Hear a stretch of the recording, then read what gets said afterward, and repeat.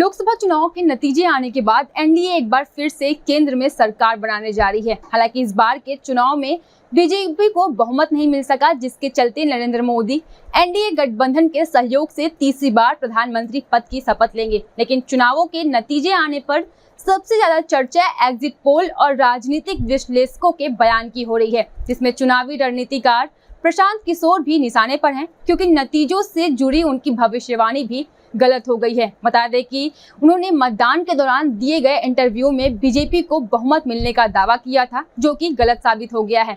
जिसके बाद उनसे एक इंटरव्यू में पूछा गया कि आपने कहा था कि बीजेपी 2019 के 303 सीटों के आंकड़े के बराबर या उससे ज्यादा सीट ला सकती है। आप गलत साबित हुए।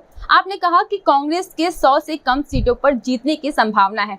आप गलत साबित हुए। आपने कहा कि बीजेपी पश्चिम बंगाल में नंबर 1 पार्टी बनकर सामने आएगी। आप गलत साबित हुए। आपने सुझाव दिया था कि महाराष्ट्र और राजस्थान में बीजेपी इतनी सीट नहीं हारेगी, लेकिन आप गलत साबित हुए। क्या ये एक सीख है कि आप रणनीतिकार हैं लेकिन नंबरों में मत पड़िए, क्योंकि अब लोग कह रहे हैं कि प्रशांत किशोर बुरी तरीके से गलत साबित हुए। जिसके बाद जवाब में प्रशांत किशोर ने कहा कि इसमें कोई बड़ी बात नहीं है, कोई भी गलत हो सकता है। अखिलेश यादव जो इस चुनाव में हीरो बनकर उभरे हैं, उन्होंने विधानसभा चुनाव में कहा था कि 400 सीटें आएंगी, लेकिन 125 आई। इसका मतलब ये नहीं है कि अखिलेश यादव की राजनीतिक समझ और पकड़ खत्म हो गई है। अमित शाह ने कहा था कि बंगाल में 200 सीटें आएंगी, नहीं आई। इसका मतलब ये नहीं है कि अमित शाह को राजनीति की समझ नहीं है। जहां तक कि राहुल गांधी ने कहा था कि मध्य प्रदेश में हमारी बहुमत की सरकार आ रही है, 200 सीटें जीतने जा रहे हैं, लेकिन मध्य प्रदेश में कांग्रेस बुरी तरीके से हार गई। इसका मतलब ये नहीं है कि राहुल गांधी की कोई राजनीतिक समझ नहीं है।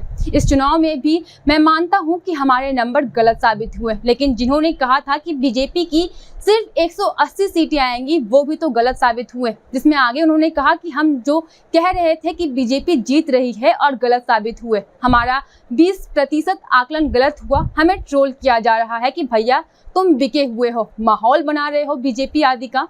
मैंने इंटरव्यू दिया था 5वें फेज के बाद और बीजेपी का खराब प्रदर्शन रहा 7वें राउंड में, जबकि हमारे इंटरव्यू से पहले जो 4 राउंड हुए थे इसमें बीजेपी आगे रही। मुझे लगता है कि भारत में हम लोगों से 2 गलती हो रही है। एक, मौजूदा व्यवस्था में वोट शेयर को सीट में बदलने का जो तरीका है वो सटीक नहीं है। दूसरा, जिसमें मैं फील्ड में काम करते वक्त महसूस किया हूँ, वो डर के कारण अपनी बात को खोलकर नहीं रख पाना। जहाँ सरकारें जितनी मजबूत रहेंगी वहाँ लोग खुलकर अपने मन की बात नहीं रख पाते हैं। जिसमें उन्होंने उदाहरण के लिए आंध्र प्रदेश की बात करते हुए कहा कि 6 महीने पहले ही मैंने कह दिया था कि वहाँ जगन मोहन रेड्डी बुरी तरीके से हारने वाले हैं, लेकिन जब आपने दौरा किया तो आपने कहा कि महिलाएं और गरीब जगन मोहन के साथ हैं। लेकिन जो रिजल्ट सामने आया वो आपके और हमारे अनुमान से बिल्कुल उलट था। यानी जिन लोगों ने जगन मोहन को वोट देने की बात कही, उन्होंने जगन मोहन को वोट ही नहीं दिया। ये जो फियर फैक्टर है, कहीं ना कहीं मोदी सरकार या फिर कोई और सरकार, जिन्हें